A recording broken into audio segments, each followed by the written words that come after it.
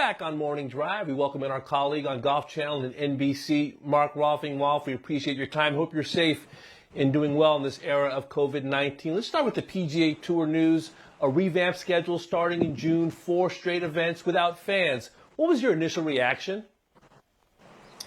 My initial reaction was good. I like the positivity of it, Damon. I think Jay Monahan deserves kudos for taking an aggressive approach to trying to set a schedule. Having said that, I do have some concerns. Golf is by far the most difficult of any sport, major sport, to stage an event. It takes so many more people. You think about the scoring, for example. If nothing else, in most major sports, you have 2 teams, 1 ball, 1 score. With golf at Colonial, you're going to have nearly 150 players, 150 balls, 150 scores.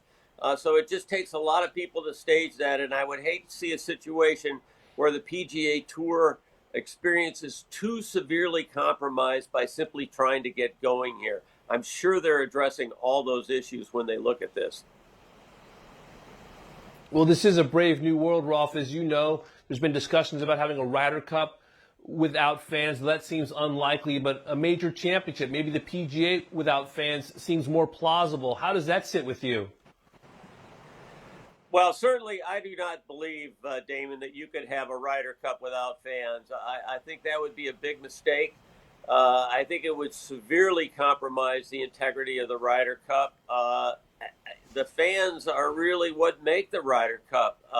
And playing at Whistling Straits without any people out there, without any emotion, without anything to get the players going, I just think would be a mistake. I understand the complication, or at least I believe I do, of moving the Ryder Cup by a year. But rather than play without fans, I, like Rory McIlroy, would much prefer to see it postponed if there were no spectators allowed. You know, Rolf, speaking of the Ryder Cup, Michael Jordan has been a fixture at Ryder Cup matches through the years. How would you describe his love of golf?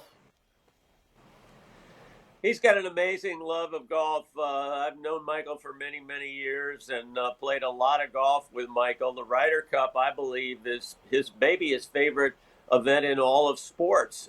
He just absolutely has so much passion for the Ryder Cup. He thinks it's the ultimate competition, and it's great seeing him at every one. I know he's fully intending on being at Whistling Straits.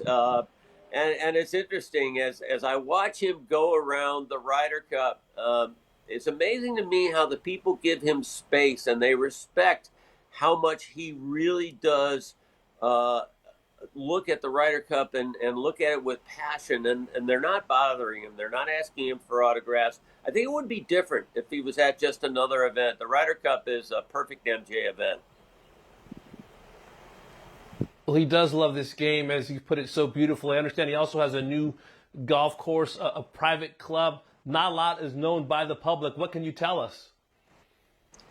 It's a great golf course. I have not played it yet, but I'm hearing a lot of good reviews on the golf course. It requires a very imaginative short game. And if you look at the strength of Michael Jordan's golf game, Damon, it is his short game.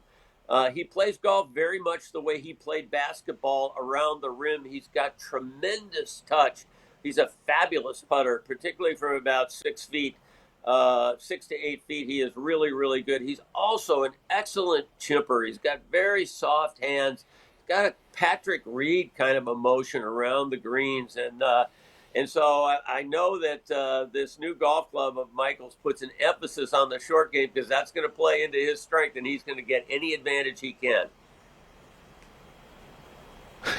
Well, so many of us are appreciating Michael. He's been in the news of late. We're appreciating his dynasty with the Bulls. You've known him for a long time. You've also covered Tiger Woods for a long time. These are 2 of the most dominant athletes ever. In your mind, who is a more intimidating presence, and why? I think probably Tiger Woods was more intimidating.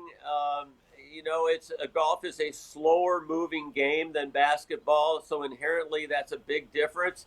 If you look at those 2 stars, both of them have 2 of the greatest smiles in the history of sports. Tremendous smiles. We saw a lot more smiles out of Michael Jordan, even when he was trying to beat you. Even during that last dance run of '97, he was smiling a lot, even when things were not going well. He showed us more of that.